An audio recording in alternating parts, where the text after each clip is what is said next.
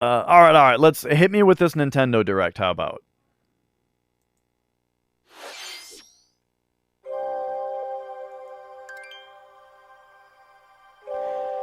Okay, so this is nothing bad to say about Splatoon. I think Splatoon is a very fun game, right?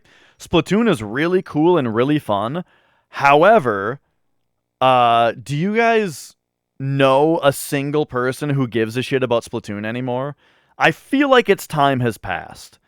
Splatoon was very fun. It's a really cool game, but like I don't know anybody who plays it anymore or is like or is interested in a new Splatoon kind of deal. Also, look at this butt. Look at this squid butt right here.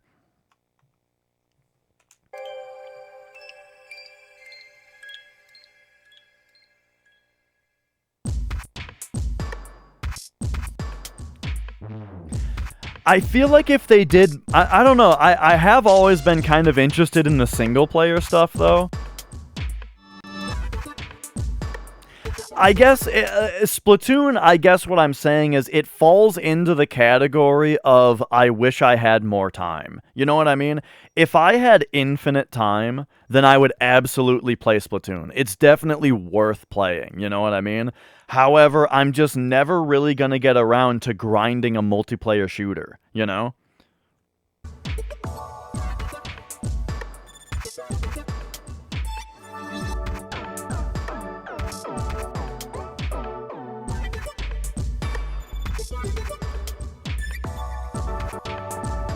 I feel like the damage numbers is kind of a new thing.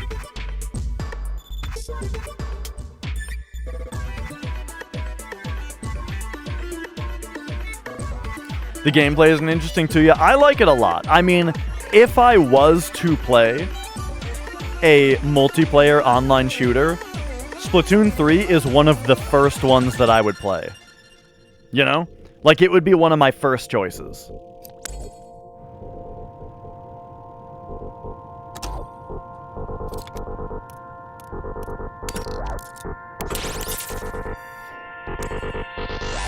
But alright.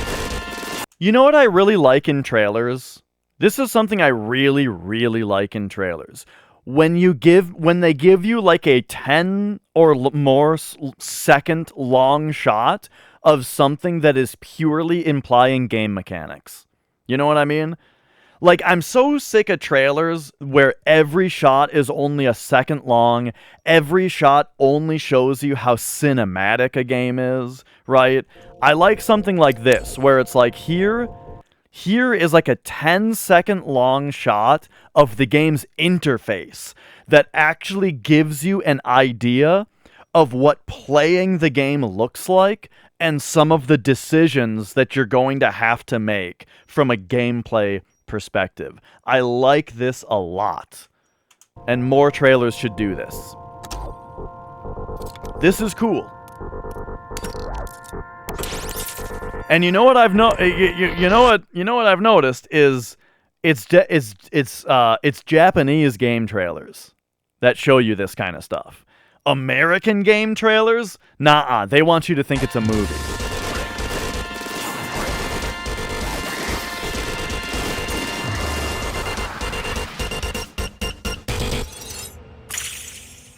Now, all I'm thinking here, though, right here, I'm thinking, we get it. The gun does 480 damage. We get it.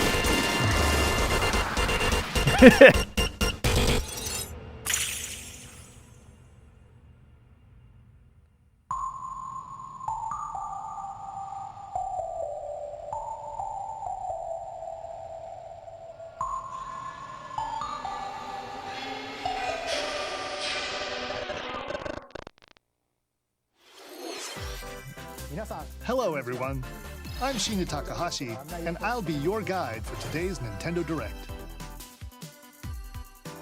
You just saw a new trailer for Wave 2 of the Splatoon 3 Expansion Pass DLC, Side Order. The hell was that splice? A new trailer for Wave 2 of the Splatoon 3 Expansion Pass DLC, Side Order.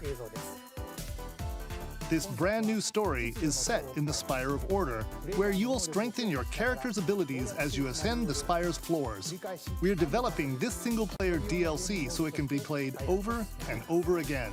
Yeah. Yeah. I feel like the Splatoon gameplay would be really well suited to like a roguelike. You know? Imagine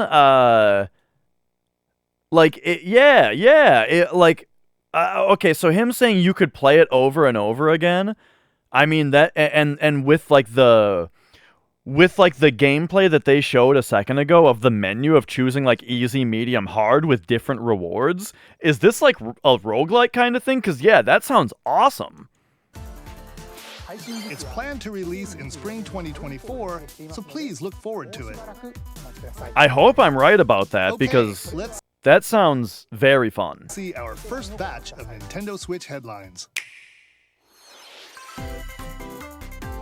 The toys are back in town.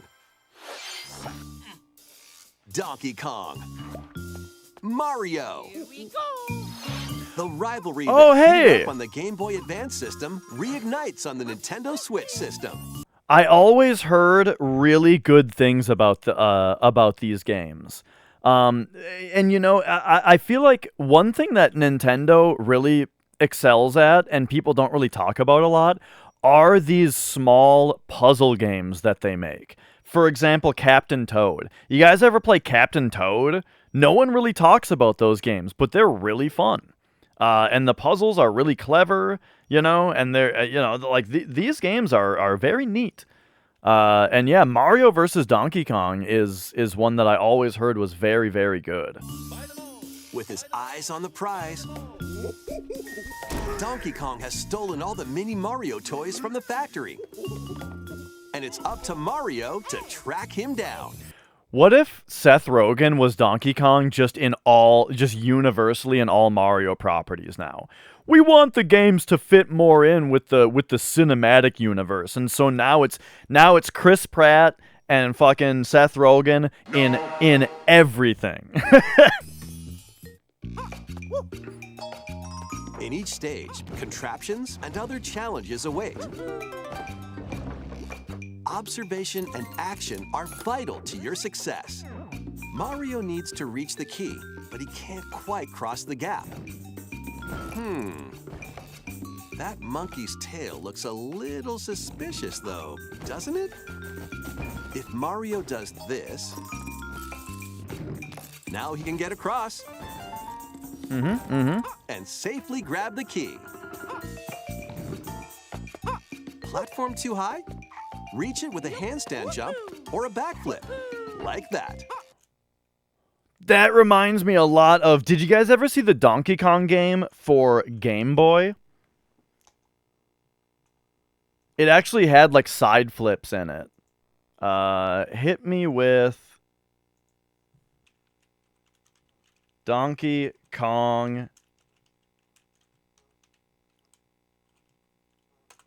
Game Boy. This is based. This is Mario versus Donkey Kong, which is a Game Boy Advance game, you know. But I'm talking about this. Oh wait, no, you're right. Holy shit! Wait, this is the same exact thing. You're totally right. I thought that this game was more like arcade Donkey Kong. Dude, look how cool this game looks. I have this game. We could play it.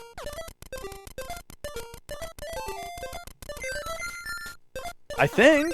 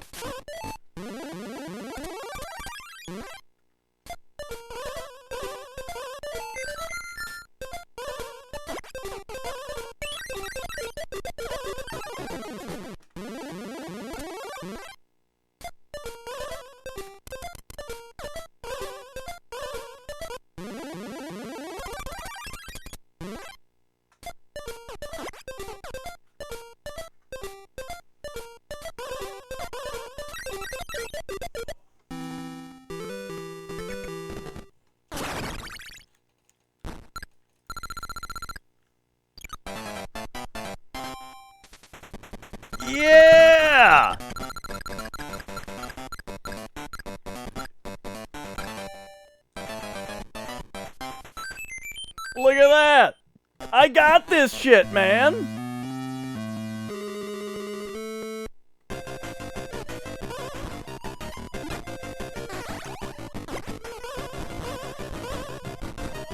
See, it does have levels like this. I thought that the whole game was more like this. But yeah, look at that. There's the handstand jump. All right. Anyway, so let's take a look more at let's let him continue here. Observe and act to collect mini Marios, clear stages, and face Donkey Kong head on. Oh, here you go. In this updated version of the game, you can play with a friend in local co-op. This looks really fun. However you choose to puzzle your way through, it's up to you to recover the toys. It's just funny for someone like me. I see this, I go, wow, this looks really fun. I should play that Game Boy game. Mario vs. Donkey Kong launches on Nintendo Switch February 16th. Pre-orders begin today on Nintendo eShop. Save the prince and the world. Guide Sargon as he sets off to save the Prince of Persia and restore the world's balance. When was the last Prince of Persia game? I feel like it's been forever. Prince of Persia series. This game features 2D, side-scrolling action-adventure gameplay. This looks kind of awesome. Breathtaking environments in a mythological, Persian-inspired world. But don't linger too long if you hope to survive. Harness sword and bow techniques, as well as time powers, to best these hostile lands. Right, there was the reboot on 360, Sargon will grow stronger and learn new abilities that which also had the reboot on 360, which also there was that Jake Gyllenhaal movie. expand his arsenal. Equip amulets to further boost your A little bit abilities, later than among that. other perks. The number of amulets you can equip is limited, though, so choose wisely. This looks awesome. Use everything at your disposal to navigate this harsh world. And Is it just me, or is this Nintendo Direct kinda slamming so far? Like, every game so far has looked good. defeat the mythical beasts that stand in your way. Get ready to save the prince and discover the mysteries of Mount Calf. When Prince of Persia: The Lost Crown launches on the Nintendo Switch system January 18th. That looks good. You can receive the in-game Warrior Within outfit by pre-ordering the game from Nintendo eShop. A Ubisoft original, These that's games will right. help you chase your passions. Rev up for true arcade racing. As much as that Ubisoft original makes me cringe, that game looked really good. Horizon Chase 2. Speed through stunning environments, each with its Are you allowed to make a racing game called Horizon own dynamic art without style getting while sued by Forza? overtaking your rivals on the road. Play the main campaign to unlock vehicles, courses, and more. You can also upgrade your vehicle and Upgrade. style it to fit your high-octane needs. Itching for more racing action? Up to 4 speedsters can put the pedal to the metal in couch co-op or online. Go full throttle in Horizon Chase 2, launching on Nintendo Switch later today. I mean, as far as arcade racers go, it's really hard to beat Mario Kart 8. But yeah, that does look a little bit more like Top Gear. You're right about that. Warm up for musical mayhem in this. Like, the perspective here, it Horizon almost looks... Chase Yeah, like, actually, now that you mention it, the perspective here looks a lot like those old racers that had that track. By the way, do you know how they did that with those old tracks? Do you know how they did, like, the pole position or Top Gear 3D effect? It's actually really interesting the way that they did it. Are you guys ready for some left-handed paint?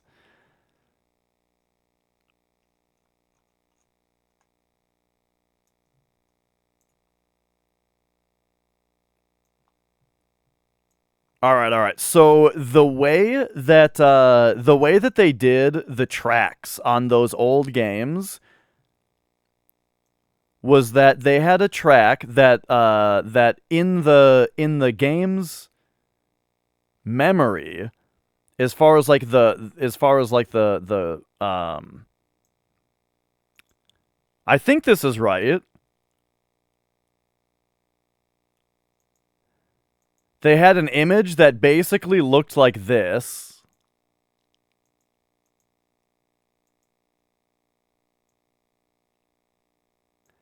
And then the thing is that when a TV is drawing a picture, the electron beam draws left to right, top to bottom.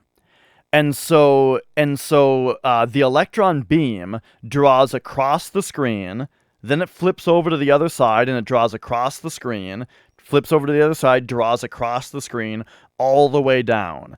And then it goes into something called V-blank when it has to turn the electron beam off to be able to move the beam back up from the bottom right to the top left of the screen so it can turn the electron beam back on and start drawing the next frame.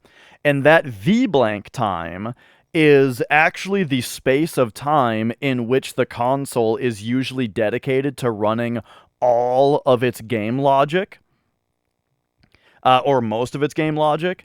And then during the time that it's drawing the frames, it's more dedicated to like sending the graphics to the TV, you know what I mean? It's thinking about that, having to send like the video data timed with the electron beam, you know what I mean? But now every time that the electron beam finishes one pass though, it actually goes into H-blank every single time it has to go back to draw the next line. So between every single line down the screen, it has a very short period of H-blank. And what those old erasers would do is they would take this image and like rescale it during the H-blank, where for the horizon it would be scaled to for like the horizon, it would be scaled to like a tiny thing like this, and then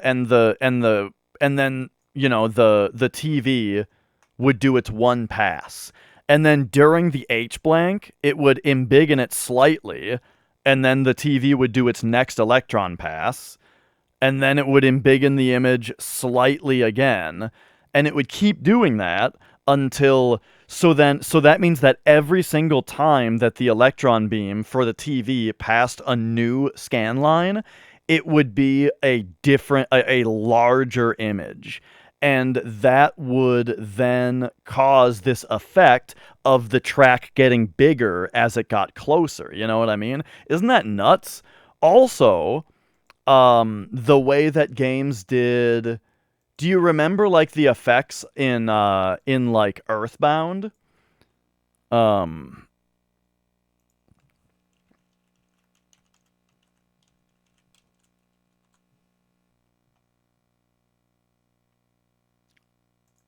right. Here we got a playthrough.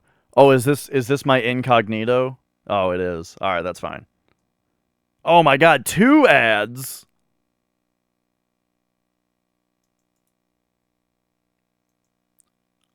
I apologize for the ads.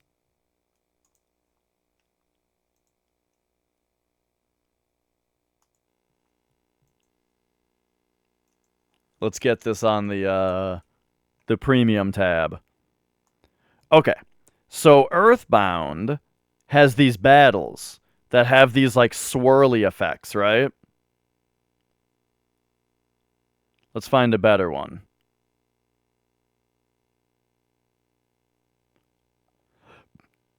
So like the way that they do these like psychedelic effects, right? Like take this. This is just a circle. Right here. This is an image that is simply a circle. But what they do is they move the image right, then the electron beam scans by on the TV, and then during H-blank, they move the image left of the circle, and then the next beam passes. Then during the H-blank, the background image moves to the right again, and it oscillates back and forth, as you can see in a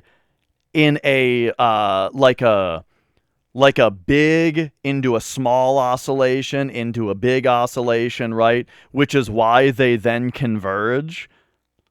Is because the oscillation becomes less dramatic as it goes, right? Isn't that interesting? And then, of course, that's just a single frame, and then the offset of that oscillation is adjusted ever so slightly for the next frame, and so the next frame, it's on an offset, right? And so the oscillation is lined up differently. Then it offsets it for the next frame, and it looks like this, you see? And so every frame, you end up getting a slightly different part. And so you end up with this waving effect. Isn't that cool? So anyway, I'm fascinated by this kind of thing. So sorry about that tangent, but that's really neat to me. Or online. Anyway, go full throttle in Horizon Chase 2. Like Jimbo said, this looks the way that this image looks, yes, it is very reminiscent of those old school racing games. Launching on Nintendo You're absolutely Switch right. Later today. Warm up for musical mayhem in this rhythm-based adventure. Time your button presses with the music to solve puzzles and I haven't, bosses. Taco. That sounds Over cool. 30 thrilling tracks await, including music from iconic Konami games. Vampire Killer. Up to 4 friends can battle it out in versus modes or jam together in local or online play. Super Crazy Rhythm Castle launches on Nintendo Switch November 14th. I do Pre-orders like begin rhythm today games a on lot. Nintendo eShop. Okay, that was a really short trailer, but like, Konami games. I need Over more 30 info here thrilling because I tracks love await. I love rhythm games, and having like a rhythm adventure Including sounds music. awesome. Also, look at this guy. I love this man. From iconic What's going Konami on games. here? Like this rhythm looks way too easy. I want you when you show a rhythm game, you got to show the hard mode. Up to 4 friends can battle it out in versus modes or jam together in local or online play. Super Crazy Rhythm Castle launches on Nintendo Switch November 14th. Pre-orders begin today on Nintendo eShop. This is Caramel Dancin'. I don't know what that is. That last game, it looked cool, but I need to see like the hard mode. You know, it needs to look a little bit more engaging gameplay-wise. Anya Forger has a new assignment from school, creating a photo diary. Caramel Dancin'? No, I've never heard of that. On weekdays, you'll head to class, then enjoy family time in the evenings. On days off, you can visit all sorts of exciting places, like the beach or an art museum, in search of subjects to photograph. How will you spend your time with friends and family? And what kind of photo diary will you help Anya make? Spy Anya Operation Memories launches on Nintendo Switch next year. This art style is very, very, very cute. However, this is the first game that I'm pretty apathetic to as far as, like, my interest. Mario's first RPG adventure returns. So, this is the problem with doing a segment like this, is the fact that I don't really want to know anymore about this remake, but I guess, you know, well, this is where we are. We're watching The it. Super Mario Look how good these graphics look. This looks so good. RPG Holy game shit. is back with updated graphics. Let's go over some new and returning gameplay features. Time your button presses with action commands to increase damage dealt or decrease damage received.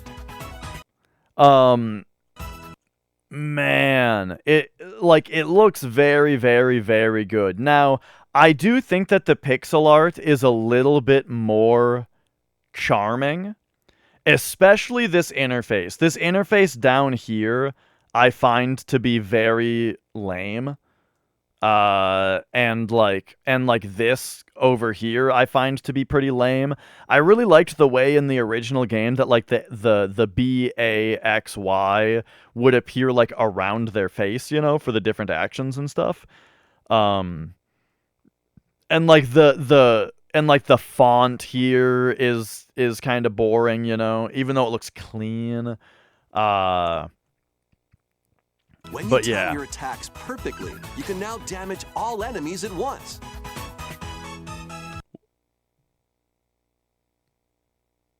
Well, that sure is a gameplay change. I sure hope that they make the game like 10 times harder in order to compensate for this. Every successful action command will fill this gauge. When it's full, you can unleash the 3-character triple move. Depending on your current... So, it looks like we're getting some buffs, right? It looks like you're getting some buffs. I sure hope that the game is harder to compensate for your party being buffed. You know what I mean? Party, the move will change, so experiment with different combos. I do love the idea of different teams of party members having a different triple move, though. It reminds me a lot of Chrono Trigger, right? Remember how Chrono Trigger had like the different 3-person combo move for all the different possible parties of 3? That's really cool. During your adventure, you'll encounter bosses with colorful personalities. After clearing the game, you can fight some of them again. But these powered-up bosses aren't gonna be easy. Okay, cool. That sounds fun. Refights, like every boss becomes a super boss. I really like that kind of thing. You know, it reminds me of like just games where it's like you fight the boss once in the story, and then you fight him again later, where they have like more moves and they're more difficult. And they've all essentially been scaled up to like max level difficulty. I think that that's a really cool idea. Set off for adventure with Mario and Friends when Super Mario RPG launches on the Nintendo Switch system November 17th. So yeah, I'm very interested in this. Graphically, it looks really good. You know, and hopefully the new features are good. And the I mean, the thing about the AoE timed hits is that they did say when you time perfectly. So it might be like a frame perfect, very difficult thing to hit. You know what I mean? And if that's the case, then that is a really cool reward for that, isn't it? Pre-orders are available now on Nintendo eShop. Hey. Look alive. We're almost there.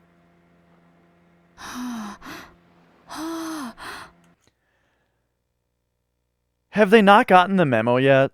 That, like, everybody hates this kind of voice acting.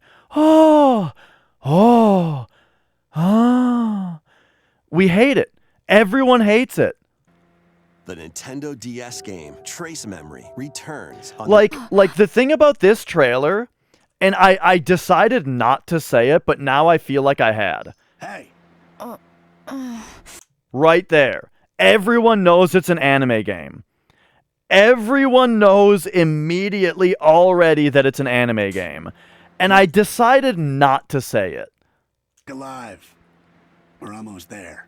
But then they treated us the to Nintendo this. DS game Trace Memory returns on the Nintendo Switch system as another code to memories. One day, a young girl named Ashley receives a letter from the father she thought had passed away. Seeking answers, she sets off for the solitary Blood Edward Island in search of him. Once there, Ashley encounters puzzles and obstacles that hinder her investigation.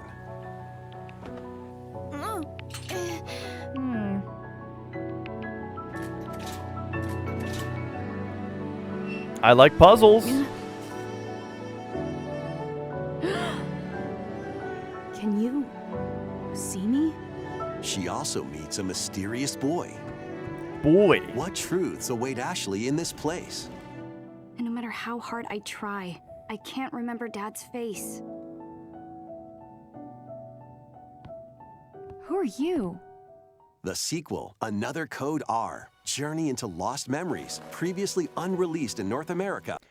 Another Code R, Journey into Lost Memories? Was that the name of the game? That's a bit of a mouthful. So this is Lake Juliet, huh? Another thing, I'm not a big fan of like one thing that a lot of American localizations of Japanese games do is they throw a letter into the name, and it always trips you up. You know, like Hatsune Miku Project Diva F, right? Or Tokyo Mirage Sessions FE, right? Like I don't know. It never. I'm usually not a big fan of this. Of course, the older version of this was like Code Veronica X, right? But that was usually to say that it has, well, it's usually to say that it has new features, right? But the thing is, everybody understands that X is like extreme version or whatever. Like everybody knows that. But like R. Play both games to experience the full story. Unravel both adventures. Yeah, I understand about the FE. Also, the thing about Tokyo Mirage Sessions is that shortens to TMS, which is SMT backwards. Yes. I'm just saying that, like, it stands out as just, you know, because it's not even just FE. It's like hash or sharp FE. I think it's sharp FE because like the game is very musical based. But yeah, you know, it's like things like that in the titles are just very awkward, I think.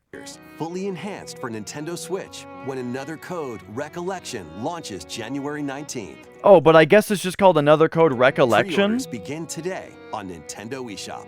So perhaps this is like both of those games put together or something that they said.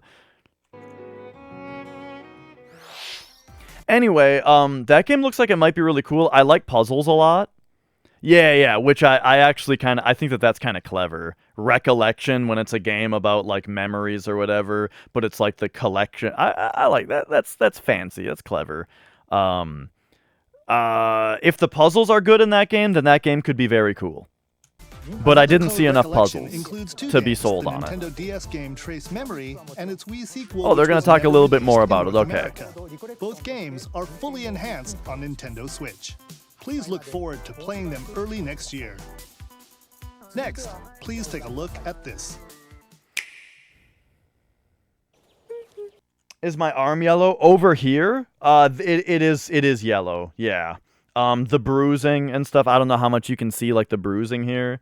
But yeah, it's like it's all yellow around the bruising.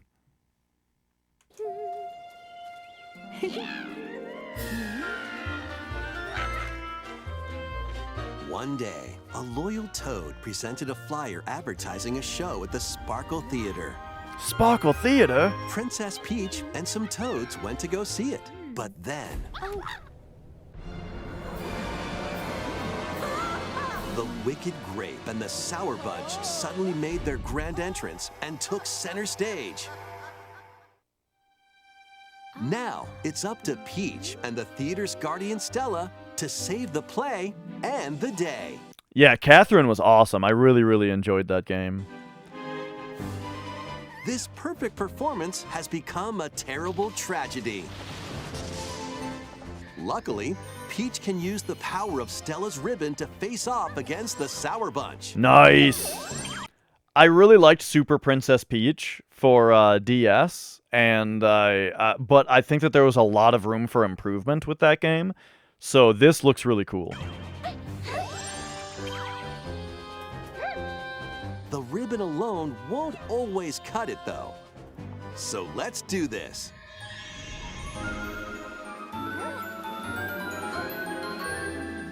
Oh, really, Taco? That's awesome.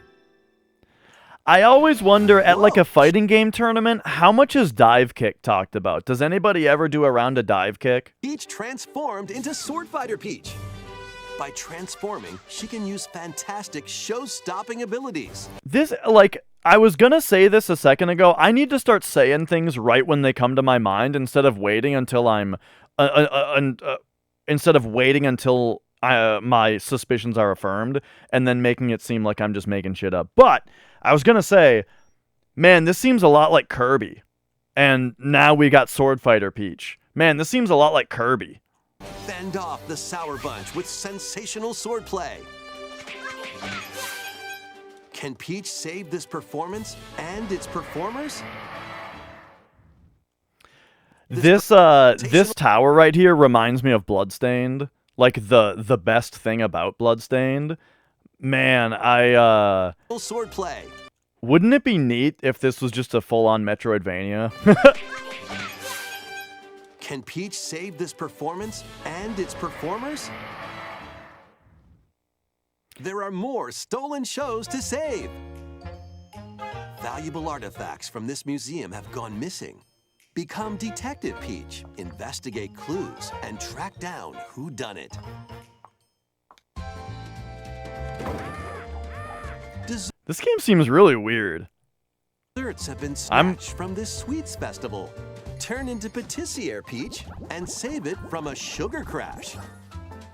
I'm very interested here. This looks weird. The Sour Bunch got their hands on this martial arts school. Become Kung Fu Peach and take it back from these foul fiends.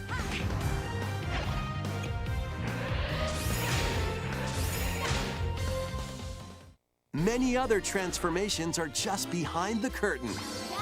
The stage is set. Our leading lady is ready for the spotlight.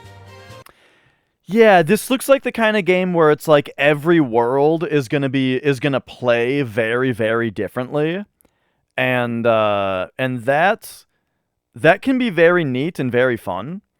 Hopefully, what it doesn't end up being is just a game where every different thing that it does poorly. You know what I mean? Where it's like no individual style of gameplay is fleshed out enough to really be fun. And it's all just kind of lame. You know what I mean? Hopefully it's not that. But we'll see. It looks interesting. Princess Peach Showtime makes its debut on Nintendo Switch March 22nd. Pre-orders begin today on Nintendo eShop. A vehicle to sell Peach figurines? I don't know if they need that. You know? I think they can sell Peach figurines already. That was a depending on how new look at Princess Peach Showtime. Of course, what I'm saying is the easiest way to sell figurines Peach's latest adventure, the gameplay changes depending on is how big they make her boobs and butt. It looks butt. like there are more transformations beyond the ones we showed today, so please stay tuned. Don't even Let's continue with some more. They take it far enough. People don't even have to have heard of Princess Peach to buy the figurine. A new saga begins. A multi-layered RPG full of rich stories awaits. Oh, you're saying that they're gonna sell multiple figurines of her in different outfits. I see. Emerald Beyond. There are 6 heroes to choose from. A young man who fights with sentient puppets. A witch disguised as a schoolgirl to mask her identity. A crime-fighting duo chasing down a mysterious organization. I have not... A songstress mech who lost her voice and body. Wait. This game's got a sexy robot girl in it? What? A songstress mech who lost her voice and body. And a king of darkness who was recently reawakened. Select a hero, then follow their journey through 17 interconnected worlds as they strive to achieve their goals. At some point, I think they figured out that there's degenerates like me out there that are into robot girls. And so, and I feel like we've been seeing a lot more sexy robot girls lately. How the story unfolds is in your hands. The choices you make can unlock different paths, more than ever before seen in the Saga franchise. Yeah, this is in the same series, Ven, as you just heard. Cloud Strife, thank you for the get well soon. Thank you. Fight in timeline battles, turn-based combat in which turn order is crucial to victory. Use special techniques to control the order of actions, or activate team combos to swing the tide of battle in your favor. Now it's a turn-based RPG? Emerald Beyond launches on Nintendo Switch next year. I don't know if anything about that particularly stood out to me as exciting, except for the fact that it's a turn-based RPG and there's a sexy robot girl in it. Everything else here, like graphically, like this looks very boring, you know, like the dialogue being this way, and like just all this kind of interface stuff all looks very blandy basic to me, you know? So like nothing about the gameplay here is really standing out except for that one aspect of it. So, you know, we'll see. Emerald Beyond launches on Nintendo Switch next year. The legendary Raider returns. The first 3 Tomb Raider games, all with upgraded visuals, are venturing onto Nintendo Switch in one daring collection. Oh, neat. As the fearless archaeologist, Lara Croft, you'll travel the world and face off against deadly foes and even deadlier legends. Climb, backflip, and swan dive through perilous quests spanning different countries. Man, remember how good those games were? Along the way, you'll solve puzzles to uncover treasures of the ancient world and unravel mysteries lost to the ravages of time. Yeah, I can't decide how I feel about these graphics because, like, the original game's graphics, this even looks worse than the original game because it's not in the old resolution, so, like, the textures kind of stand out more than they would if the whole resolution was lower. But, like, when you flip it over like this, I don't know, it just kind of looks a little Minecraft-y.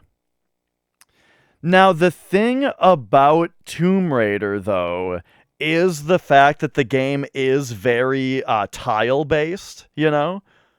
With, like, setups and, like, judging distances and heights based on tiles and that kind of thing. So, like, it makes sense, you know? Like, you couldn't really upgrade original Doom. You couldn't really update original Doom's graphics, for example, without and not like keep the sector lines and that kind of stuff, you know what I mean? So I understand why they would do this, but I don't know. This is just another one of those cases to me of like, can't we just emulate the PS1 version? And unravel mysteries lost to the ravages of time. This faithfully remastered trilogy comes with all of the They sure made her boobs less pointy, though. I'll give them that. They kept her boob size and made them less pointy. They did a good job on her boobs. Faithfully remastered trilogy comes with all of the expansions and secret levels for each game. You can also toggle between the original polygon look and the upgraded visuals at any time. Okay, and you can still play it in the old... You can still play it with these graphics? That seems fine also. Upgraded visuals at any time. Tomb Raider 1 through 3 Remastered, starring Lara Croft, launches on the Nintendo Switch system February 14th. So, you know, I don't know. This is one of those things, like, not for me, right? But you know. It doesn't look it doesn't really look offensive to me. It's just you know, not for me. This detective's got a second bolt of brilliance. Every great detective starts their day early. This is Rhyme City, a place where humans and Pokemon coexist. The detective duo of Pikachu and his partner Tim investigate various cases while searching for Harry, Tim's missing father. Tim interviews people, Pikachu interviews Pokemon, and they find the truth together. They'll also rely on other Pokemon to broaden the scope of their investigations. Follow Sense with Growlithe. Smash Rocks with Darmanitan. The first Detective Pikachu game came out before the movie. Can Tim and Pikachu solve all the mysteries and find Harry? Find out when Detective Pikachu returns. Launches on Nintendo Switch October 6th. Pre-orders are available now on Nintendo eShop. All right. Yeah, the first one was a This 3DS game's a game. real toot.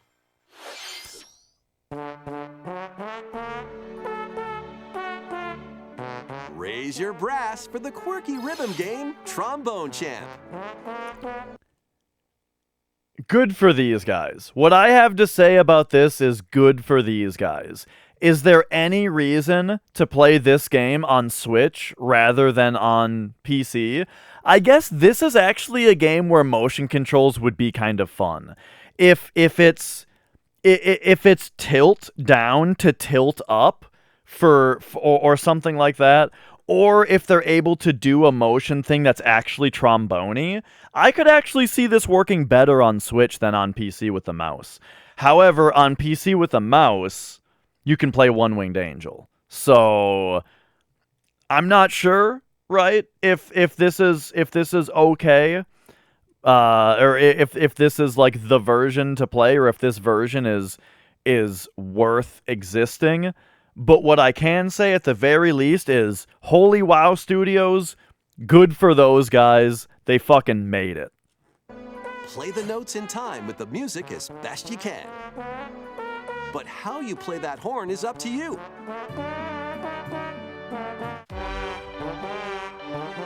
You can use gyro controls to See, this adjust the seems pitch fun up to do it this and way. down.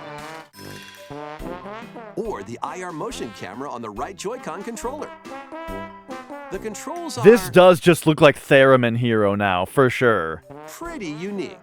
And mastering every control scheme won't be a walk in the park. Honk your way through nearly 50 songs spanning various genres. You guys don't know about One Winged Angel and Trombone Hero? It's very good.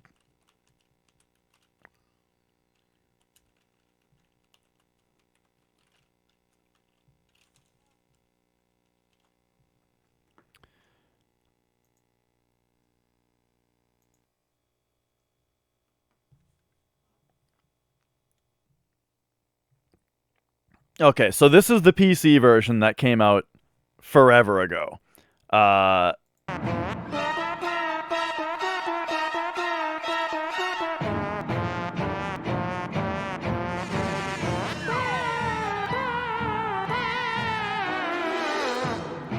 The touch that his trombone is extremely long is just fucking genius. It's so good.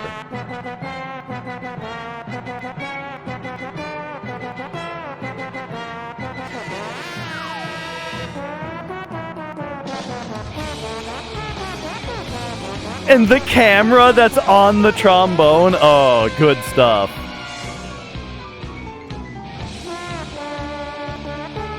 And the player headbanging whenever they can.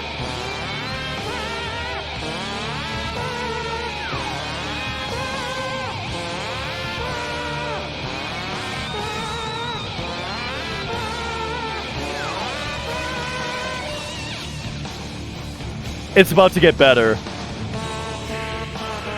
Now you got the choir back there.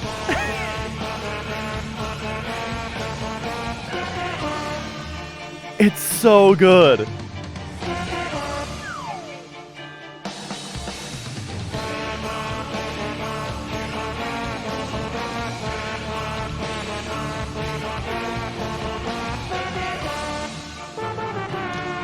Oh yeah. So this was added into the game. Like when this game came out, people went nuts on custom songs, you know?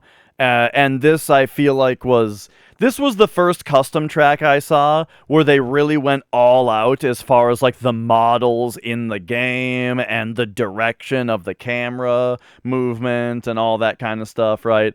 So, like, yeah. So, This shit is so good. And so, like I'm saying, this kind of shit is why this game really took off as like a funny streamer game. You know what I mean? And so that's why I say, like, good for these devs. I'm glad these devs made it. And their song is on Nintendo Direct now, or their game. Oh god, that sounds awful and great. Trombone Champ slides onto Nintendo Switch later today. It's a very good idea, Gremlin and Chris Vicious. I actually should do that. In these Nintendo Switch games. 10 teams of 3 will duke it out for survival in this online battle royale brawler. Okay, another one of these. Knock your opponent's health down to 0 and deliver a finishing blow. As someone who doesn't play these games, or shove them off the let me try to tell you what I'm seeing as maybe something a little bit different than other games. This looks like it's based more on the combat, the PvP, than it is based on, like, the lanes. Okay, so this isn't like just, oh, I'm gonna go mid, you gotta go bot, you know? This looks like it's not that. It's rather, like, actually focused on the PvP element. Okay. Battle Crush is free to play and launches first for consoles on Nintendo Switch next spring. A closed beta test will be available this October. All right, I can see that. Fame and fortune in this open-world tactical RPG. Take up various contracts, from protecting townsfolk from thieves to vanquishing the land's most notorious figures. Before battle, equip your mercenaries with the best. Wow, they put Baldur's Gate 3 on Switch? And live to see another day. You know, people say the Switch can't run, you know, it looks bad and it can't run anything. This looks... Online can jointly command a troop and journey together. This looks just as good as the PC version. War Tales launches as a timed console exclusive on Nintendo Switch later today. Run and gun in this reimagining of the beloved NES classic, Contra. Blast through the beloved NES classic. Okay, what do we got here? We got 2 buff-ass beefcakes ready to fucking Contra it up. Okay. Contra. You got my attention. Blast through explosive stages with a devastating arsenal of weapons to crush the Red Falcon forces. Spring into action. What part of this is a reimagining of the NES game, though? This is all different. The NES games did not have climbing like this. This is not a level from the original. It didn't have the bikes. This all looks like Contra 3. Forces. Spring into action with easy pick-up and play controls and a variety of difficulty options. This reimagining from Konami and Way Forward features new weapons, enemies, powerful super... Those enemies are from Contra 3! ...attacks, and a 4-player co-op mode. Contra Operation Galuga storms onto the Nintendo Switch system early next year. Regardless, this looks fucking awesome. I love Contra. This looks like some good Contra action. The only thing that looks bad about this is the frame rate looks like ass and the graphics are really ugly. But hey, maybe we can get over the graphics and maybe the actual game will run better, I hope. Because yeah, this is looking like a really cool game. However, yeah, like I said, looks ugly and looks like it runs poorly also. Probotector! Look at this though. You got different characters like Contra Hardcore, and one of them is a robot like Contra Hardcore. Probotector is its name also. That's great. Oh, I loved Contra 3. The only thing about Contra 3 is that the last boss is, phase 2 is kind of stupid. Where, like, it spins the things around and, like, it gives you what you shoot and then that chooses the phase. That boss fight's kind of stupid. System early next year. Liberate your kingdom. Reclaim your destiny. 'Tis a grievous tale which speaks of Fevrith, one of stolen destiny, stolen mind. The music here is immediately very interesting. Contra was on the Wii Shop? Yeah. And stolen nation. Oh yeah, yeah. I was watching you play that. I was hoping you would figure it out, but yeah, I never did see you actually beat it. Yet as the world stands consumed by immense evil, a fallen prince shall rise again, ring of legend lighting his path. That is the Ring of the Unicorn, ancestral treasure of Cornia's royal lineage. Legend speaks of your ancestors wielding it to purify evil. This music is really cool. And yeah, this art style is interesting. It's a lot better. It looks like that HD 2D style that I hate, but without the part that I hate. You know what I mean? Which is the shittily scaled pixel art. And so I'm kind of liking the looks of it. I'm trying to figure out what this game is, though. Yet the answer is clear as day now. The path before us is laid bare, and all that remains now is to walk it. Walk it I will, Mother. Expanse! Expanse, thank you. For the 3 months, thank you. How's it going?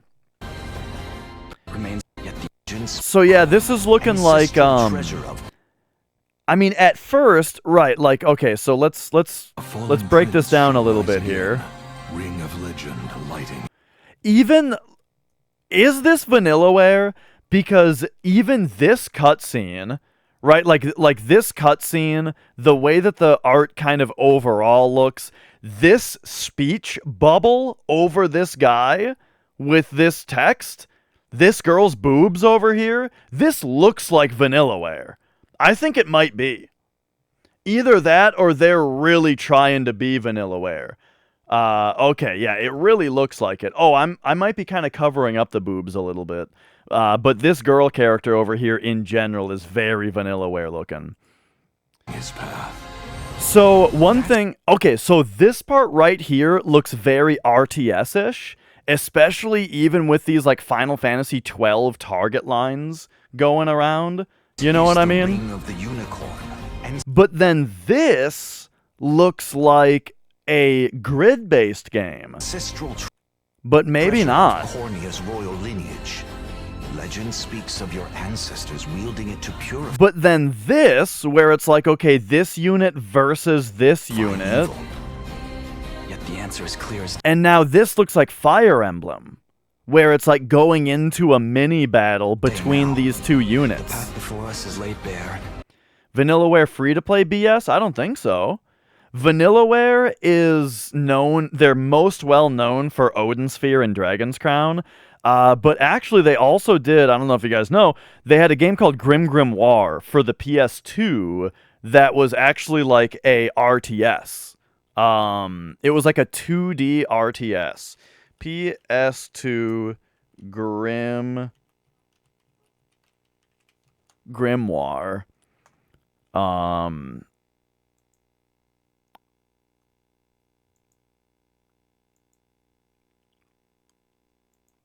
So here you go. Here's a...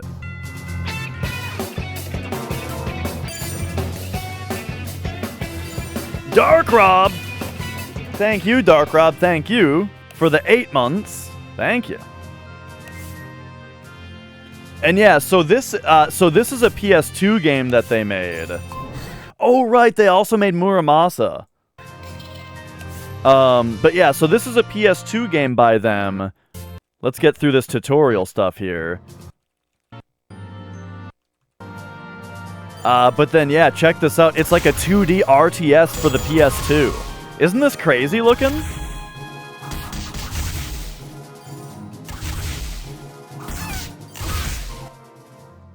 And get this also, an HD version of this game actually came out for Switch also.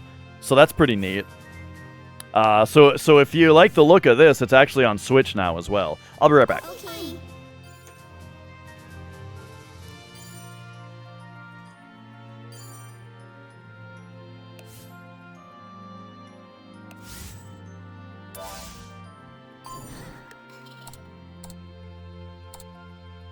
I'm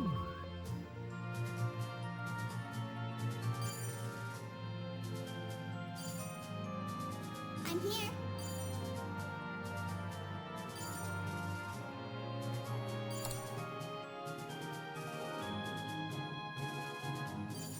I'm here.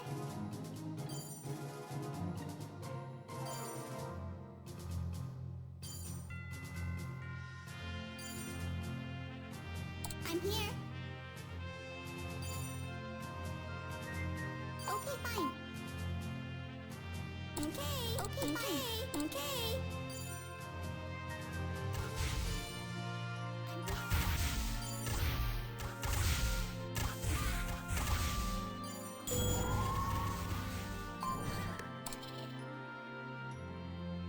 Okay, fine. Okay, fine. Okay, I'm here. Okay. Okay, fine. Okay, fine.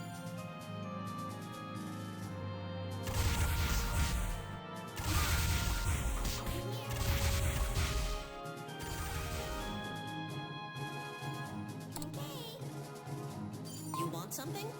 You want something? Okay. Okay. Okay. Okay, fine. Okay, fine. Okay.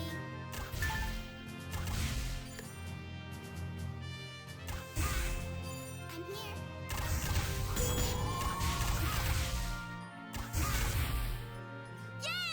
Oh, 13 Sentinels was also Vanillaware? I didn't know that.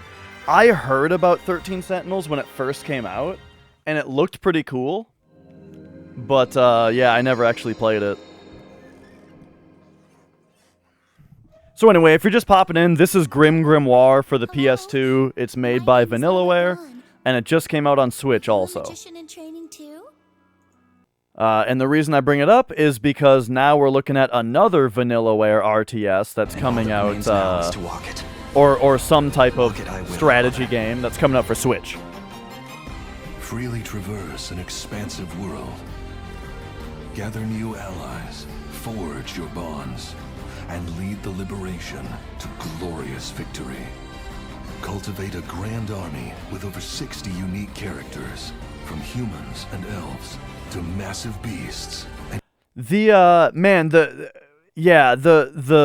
Vanillaware style is very cool. This is one of those companies where it's like I've never really gotten into one of their games. I tried Odin Sphere a long time ago, and it was honestly like back when I played it, it was too hard for me. And I should really try it again because I bet I could blast through it now and it would be very fun. But back when I played it, I was like, this game is really cool, but good God, I cannot beat it. So yeah, I'd like to try it again. But Odin Sphere was really cool. Other than that, though, I've never really gotten into one of this company's games, but they have a very unique look to them, and this is just a bless their hearts company for me. Heavenly angels. Today marks our first foray. Bless their hearts. They are a unique voice It may take days, in months, gaming. even years, but I shall see the duties of my bloodline fulfilled. Atlas and Atlas. Vanillaware present the rebirth of tactical fantasy RPGs. Unicorn Overlord. Oh, I don't know. Yeah, Odin Sphere had a lot of cutscenes. I'm not sure. I do remember Tony playing Odin Sphere, and I remember it did seem like it never ended. Available March 8th, 2024.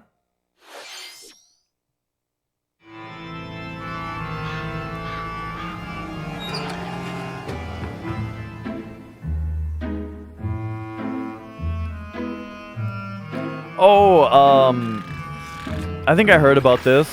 Dark Moon, they're putting on Switch now. Yeah. Luigi's Mansion 2 HD. Oh, but they're just calling it 2. That's funny. They called this game, I don't believe it was 2 before. It was just called Luigi's Mansion Dark Moon, right? Right?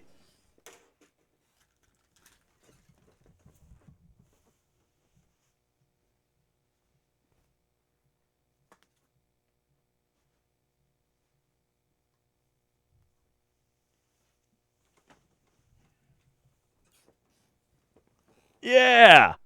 This might have been like a Japan versus US thing though. Maybe it was called Luigi's Mansion 2 in Japan.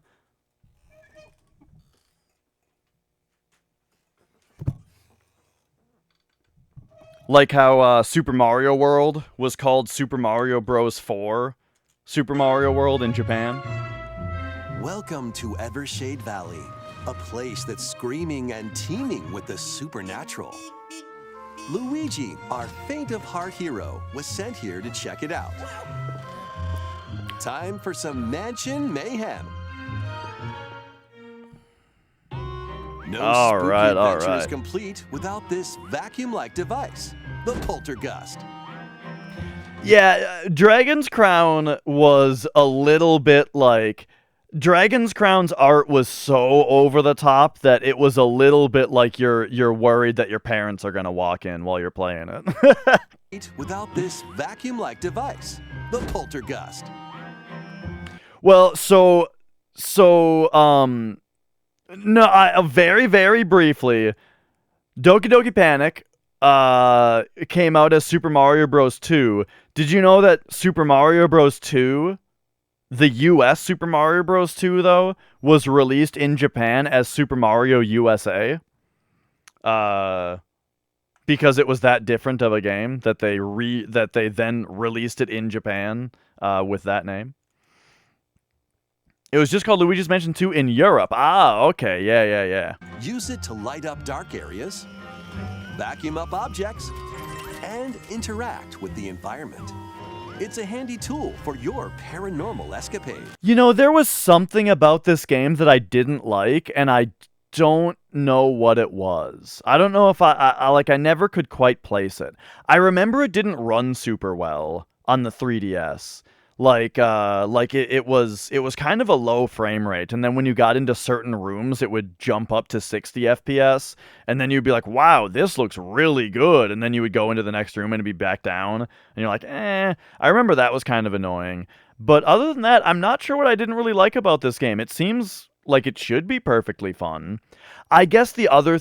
you know what the other thing about it was that the original Luigi's Mansion, it was very fun to explore the mansion and slowly gain access to more and more parts of the mansion.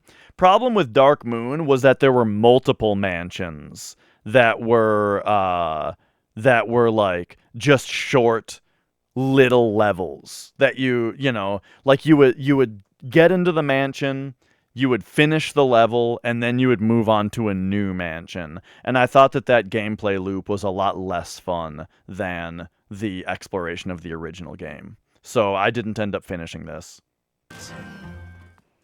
Plus, when you spot a ghost, pop! You can stun them with the strobe bulb. Then vacuum them up.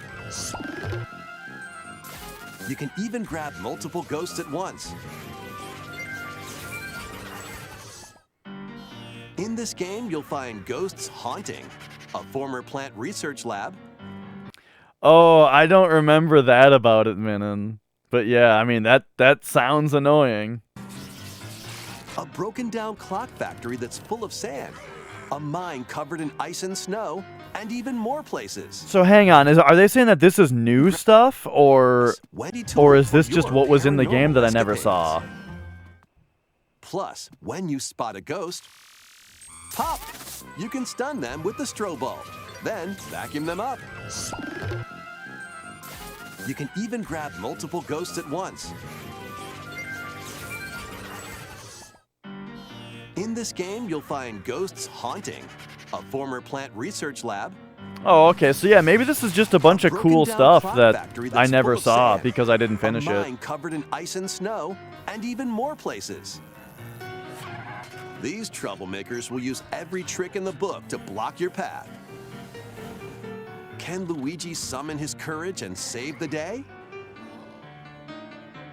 Looking for other ghost hunters? Up to 4 players online can do some exercise across different multiplayer modes. Luigi's Mansion 2 HD creeps onto Nintendo Switch next summer. All right. Well, I feel like Luigi's Mansion 2, I feel like that is just an inevitable step in the process of release every game ever for Switch, especially ones that didn't sell particularly well on their first platform. Next, we have 2 announcements to share. First, please take a look at this video.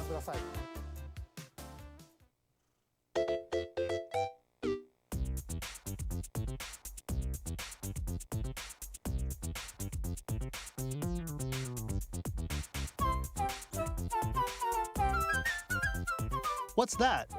It's a large question block. Actually, this question block currently appears on the roof of the previously announced Nintendo Gallery that's under construction in Uji City, Kyoto Prefecture. Huh. The official name of this gallery will be the Nintendo Museum. Having it be a gray square with the white logo in the middle, this is looking a little too Apple for me.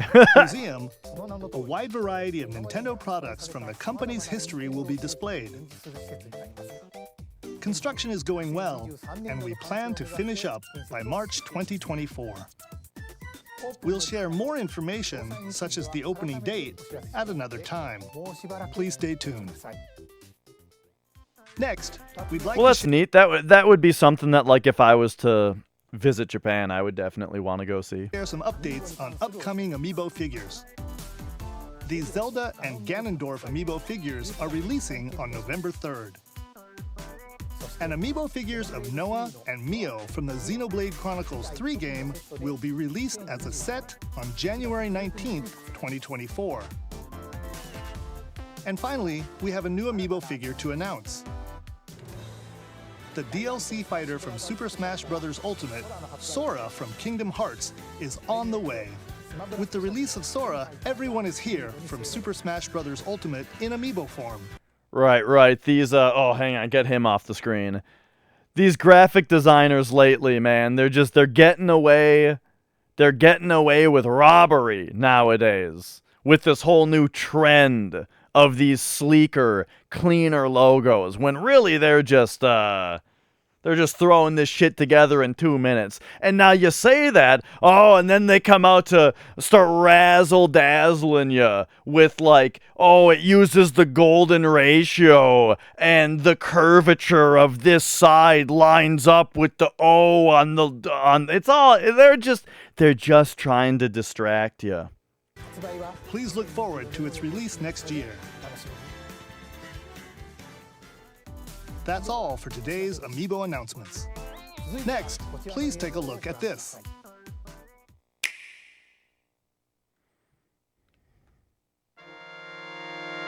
Oh yeah, this has been a thing that people are playing.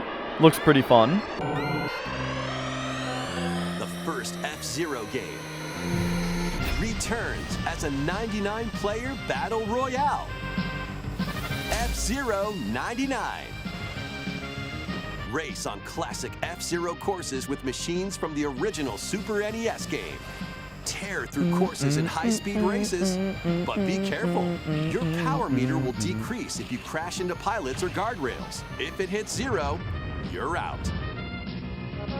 You'll need to avoid collisions and conserve your power meter to stay in the race. Feeling risky? Spend some of your power meter for a temporary speed boost. This music never gets old. You can also collect Super Sparks, which appear when machines collide, to boost up to a special path called the Skyway. It's your best chance at bypassing your rivals and jumping into a higher position. Yeah, that seems like a fun mechanic for, like, a game that's all about this big cluster of dudes that you're not supposed to touch, You're you know? racing to unlock cosmetic options for your machine.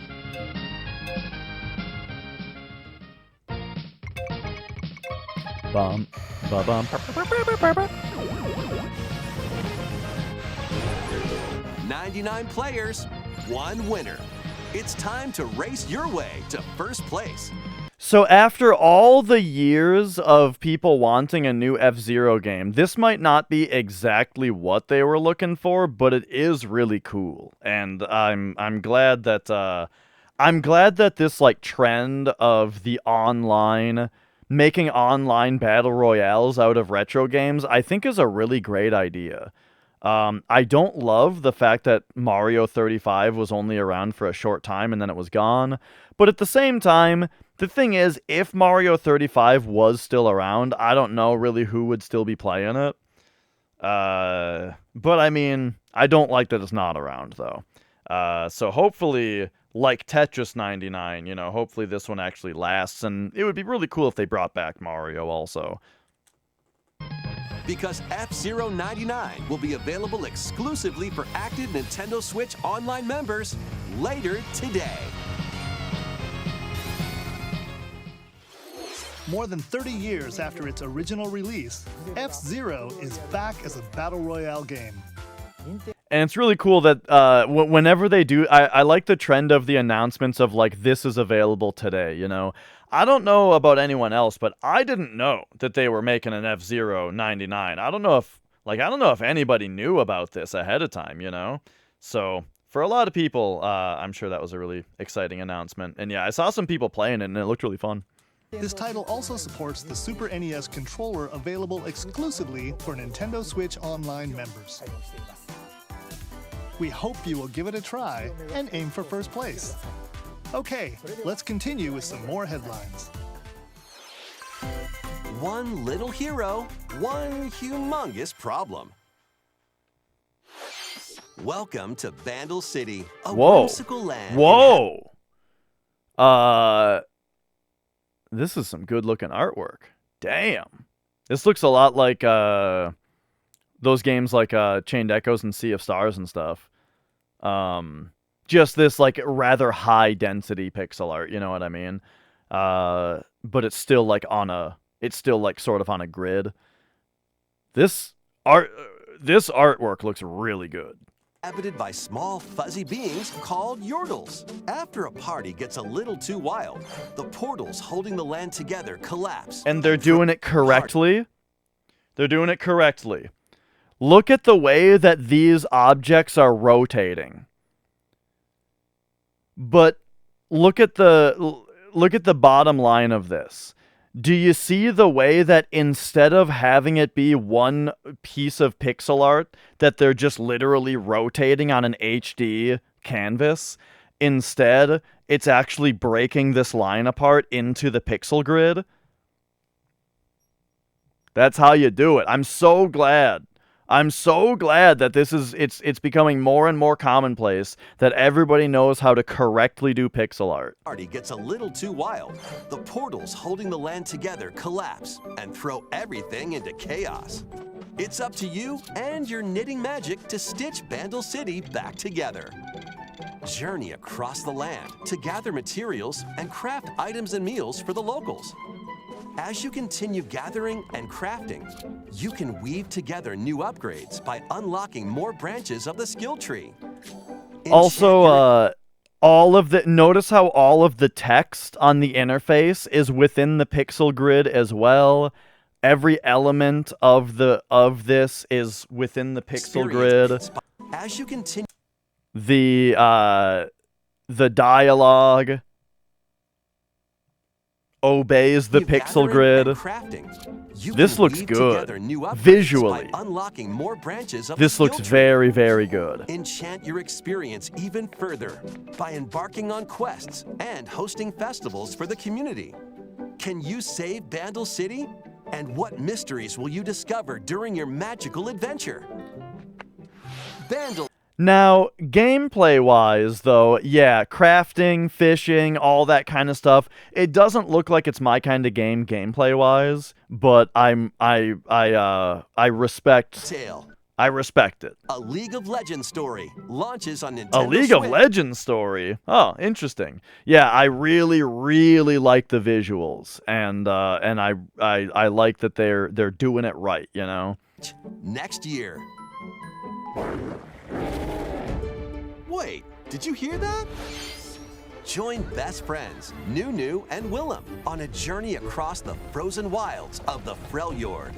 Jump, climb, and sled your way through a beautiful yet treacherous land. where every step taken and each puzzle solved will bring you closer to the truth about these friends and their past. Song of Nunu, a League of Legends story, launches on the Nintendo Switch system November 1st. Pre-orders begin today on Nintendo eShop. That one I'm a little less interested in based on the trailer. Let's move into Formation. I mean, that was one of those trailers where all they did was narrate what it's about, and they didn't show us any bit of gameplay that had like a unique hook to it. You know what I mean? So it's like I feel like that was a real nothing trailer. You know what I mean? Where it's like I got no clue. I got no clue what that game is. It's like I didn't even watch a trailer. Doesn't feel like a prize. Greetings! Welcome to the island. This tropical resort contains tons of micro games that'll get your body moving. Okay. In each micro game, more of you get into a these. specific pose called a form. Copy the form shown, then perform the correct action as quick as you can. What the fuck is that? This is the fucking mouth and ass penetration pose? That's what we're doing now? Perform the correct action. Oh, good stuff. As quick as you can. Hand model. They're finally using the gesture thing? They're finally using this? They talked about the Switch being able to do this before it even came out, and this is the first time I've seen a game actually do it. The micro games will come one after another, so look alive. Plus, up to 4 players can battle it out in party mode. Reach the goal without getting caught by Medusa. Freeze! Or settle the score in an arena to be the last one posing. With over 200 lightning-fast micro games and multiplayer modes aplenty, everyone's in for a wacky time. WarioWare Move It launches on the Nintendo Switch system November 3rd. I have never played a WarioWare game, but whenever I see like Northern Lion playing them or something, they always look very, very fun. But I've never played one. They look fun though. Pre-orders are available now on Nintendo eShop.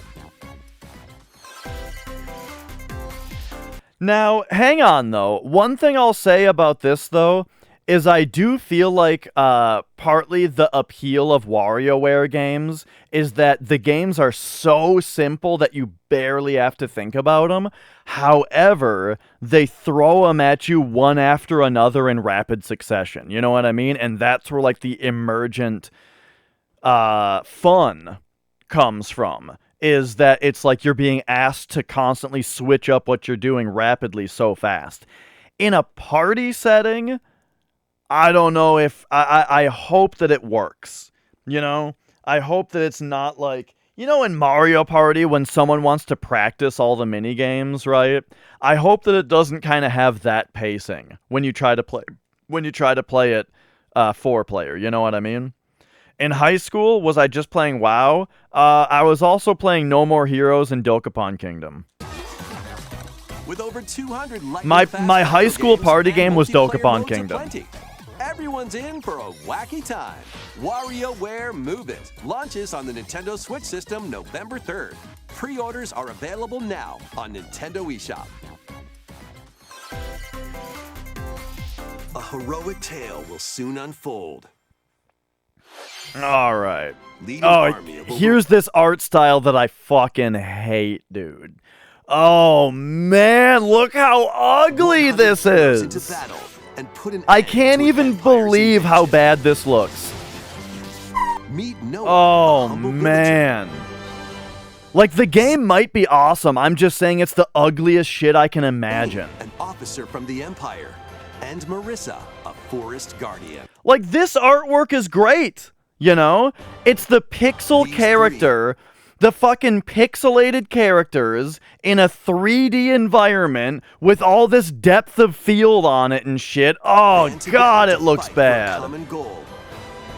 On their journey, they'll meet a variety of heroes who can join their cause.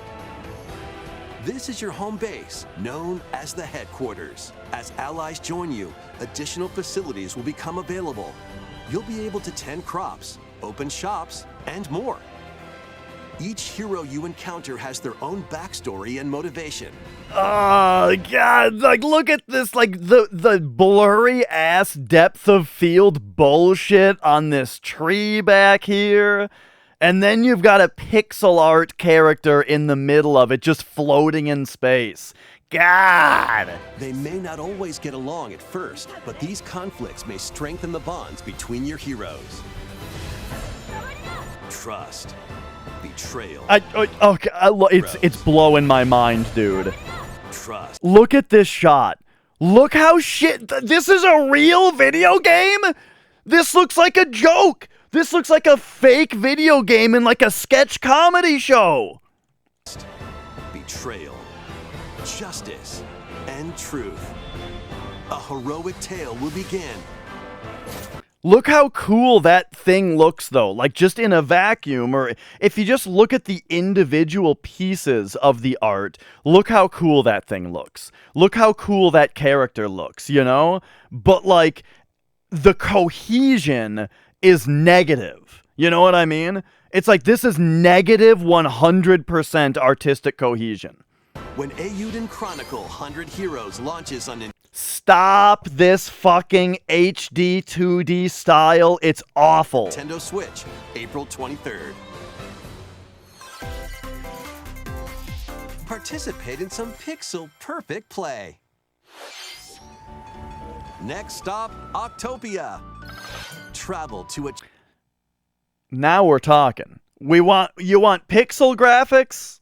Again, these two trailers side by side. Look at this pixel. You want to do pixel art? Look at this. Charming parallel world in this. Look how much better this DLC looks. For Eastward. And this isn't even doing Sam it right. and John turn the pages of a new chapter as they adjust to country life in a... This is doing a couple of the things that I don't like, as far as the pixel art goes, where it doesn't look as good as that League of Legends one, whatever it was called. That one looked better, but Mountainside Village. Tend to livestock. Whip up culinary delights for your neighbors, and restore buildings to help the village thrive. And if you're new to Eastward, don't worry. You can access the DLC even if you haven't played the main story. You said Chucklefish? Man, I definitely recognize that name, but I don't know what they did. Eastward, Octopia ventures onto Nintendo Switch this holiday. Boy, oh boy, are there a lot of farming games lately. It's a lately thing, right? It's Stardew Valley. I think what happened is we are just now getting the tidal wave of the popularity of Stardew Valley, right? Like, Stardew Valley comes out, and it takes a while for everybody to realize just how popular it is. And then it takes a while for everybody to be able to actually develop a game. And now all those games are popping off left and right. And here we go. We get fucking 5 farming games every month. Get back into the groove. In this sequel to War Groove. Holy shit, look at this pixel art. Look how good this looks. Back into the groove. Whoa, look at like the rings of light around the guys. Look at this, look at this. Look at the way that the rings of light around them move with them. And then, like, when they make it over here, hang on, we gotta frame by frame this. Hello? Oh, there we go. Look at these rings of light combining as they run into each other. Oh, dude. I like, To War Groove. this is good looking shit. Look how good this looks, dude. Charge across 3 tactical campaigns with valiant factions, including a new Mousefolk faction. Look how good this pixel art is. The Fari. Plus, you can now supercharge your commander's groove to unleash devastating attacks. Lead a roguelike offensive in conquest mode. Battle friends locally or online. Or create and share your own cutscenes and campaigns. War Groove 2 marches onto Nintendo Switch as a console. I'm noticing a lot of the this game has a lot of stuff that takes place within a small window in front of another thing, which is an interesting like visual. I don't want to say motif necessarily, but like the style is pretty interesting. October 5th. Get out of my way! Pre-orders begin today on Nintendo eShop. Sounds like it might have some good voice acting too. Whoa, dude. So yeah, look, I realized that I overgrumped on that HD 2D stuff, but the thing is, I love pixel art, and I just want it to look good. When you do pixel art, I want you to do it in a way that looks good. Exclusive, October 5th. And this looks good. Begin today on Nintendo eShop. Like, look at this attack here. Oh man. Oh man, like just frame by frame it looks so good. Whew.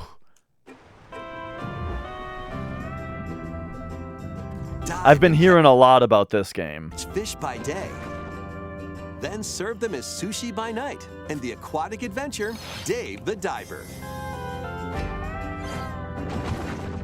Use the fish you've caught to concoct recipes and create the day's menu. Then tend to the clamoring customers at your sushi restaurant. Explore an ever-changing underwater world to find the best ingredients and strive to explore an ever-changing underwater world. So, look at this big dude here.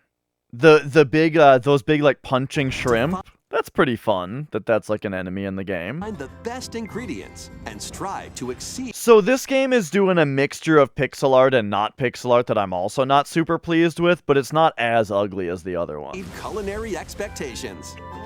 Dave the Diver launches first for consoles on the Nintendo Switch system October 26th.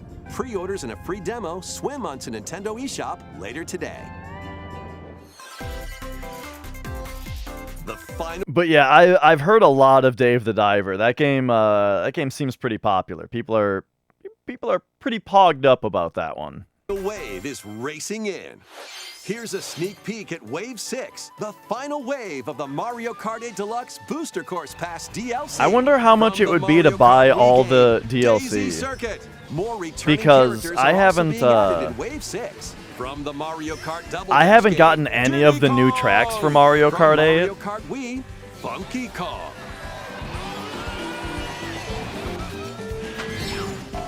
But I love Mario Kart 8, so I would like to try this out or get all the new tracks.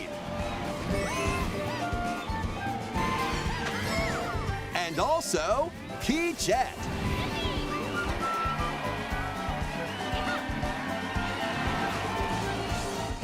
Wave 6 of the Mario Kart 8 Deluxe Booster Course Pass DLC for the Mario Kart 8 Deluxe game drives onto Nintendo Switch this holiday. All right. Nintendo Switch Online Plus expansion pack members can enjoy this DLC at no additional cost. I'm glad to hear that they're wrapping it up so that we don't have to have a segment about this every single Nintendo Direct. But I mean, hey, look, if you're following along, it's good to know when the new tracks are out.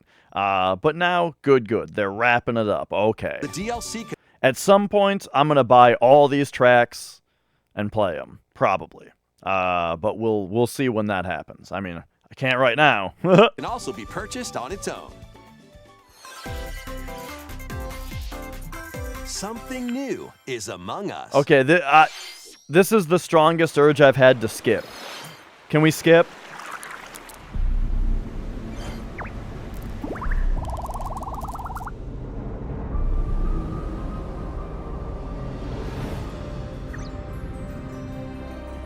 Skip. Skip, she says. This one's a skip. Forward. All right, all for right. Sticking with us. What did you think? I don't even know enough about Among Us, and I'm so apathetic towards it that I don't think I can even muster the energy to be annoyed by it. You know what I mean? It's just apathy. Thanks for sticking with us this far. Next up, we'd like to recap some of the previously announced Nintendo titles you can look forward to playing from September onwards. Let's take a look.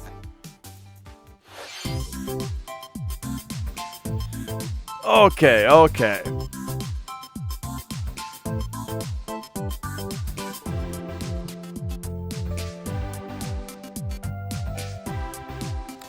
I'm surprised we didn't see more about Super Mario Wonder. Maybe they're gonna say a whole bunch about it at the end here. We got one chapter coming up at the end that's a long chapter, so they're probably gonna dedicate some time to something. It's probably gonna be Mario Wonder, right?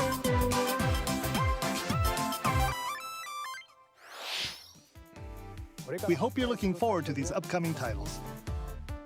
This next video will be our last announcement. Please take a look. They said it's an announcement, though, so it's probably not going to be Mario Wonder. It's Mario related, though.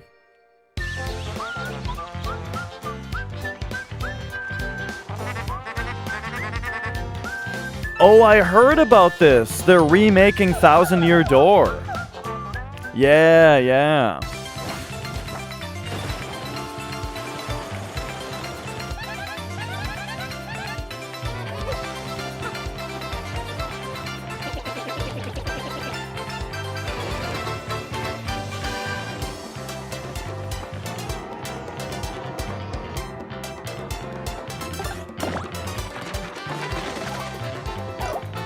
It's a very fun, energetic trailer. Yeah, I gotta get around to this game because, you know, I really, really enjoyed Paper Mario on N64, and I have Thousand Year Door for GameCube, so I'd love to get to it when I get to it, you know?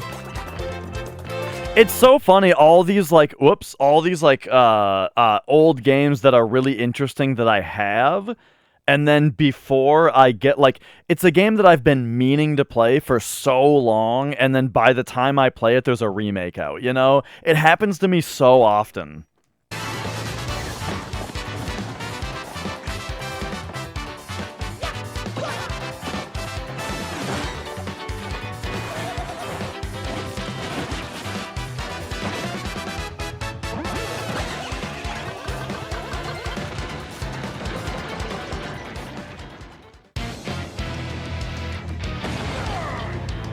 Lunkhead.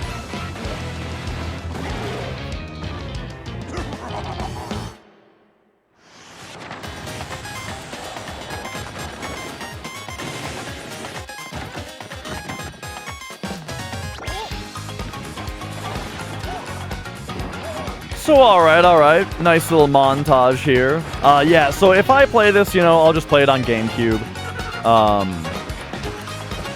But it's always cool to, you know, just, I don't know. For those that want to, like, play it again on Switch, or if it's the only way that they're gonna play it, you know, cool. I'm glad it's here. Look how cute Paper Princess Peach is.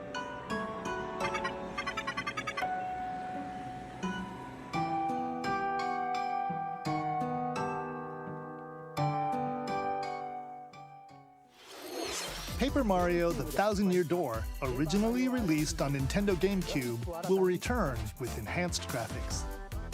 Whether you played the original or have yet to play it, we hope you look forward to experiencing this adventure in a paper world starring Mario and friends. That's all for today's Nintendo Direct. Thank you for watching.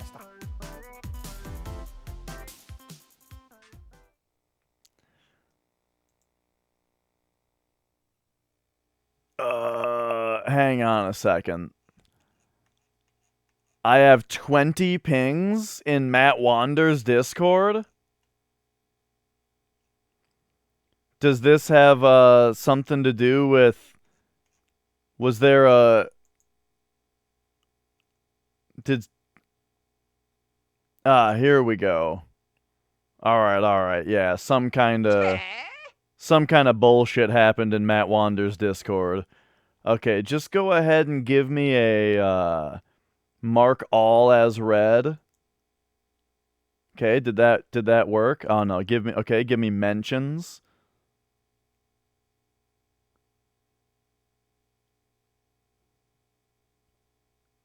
Where's my mark all as red button?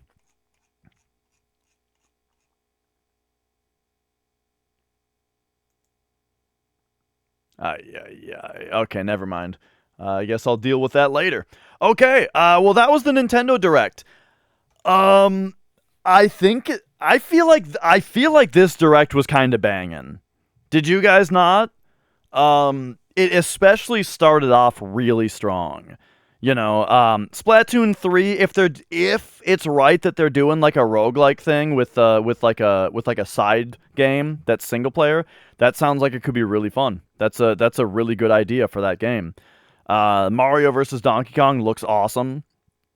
You know, makes me want to play the Game Boy game. Prince of Persia looked surprisingly really cool, you know? Like, they started it off really, really well. And then, then they got a rhythm game, which might be cool. I'm not sure. I like rhythm games. Then we got this Mario RPG, which looked great.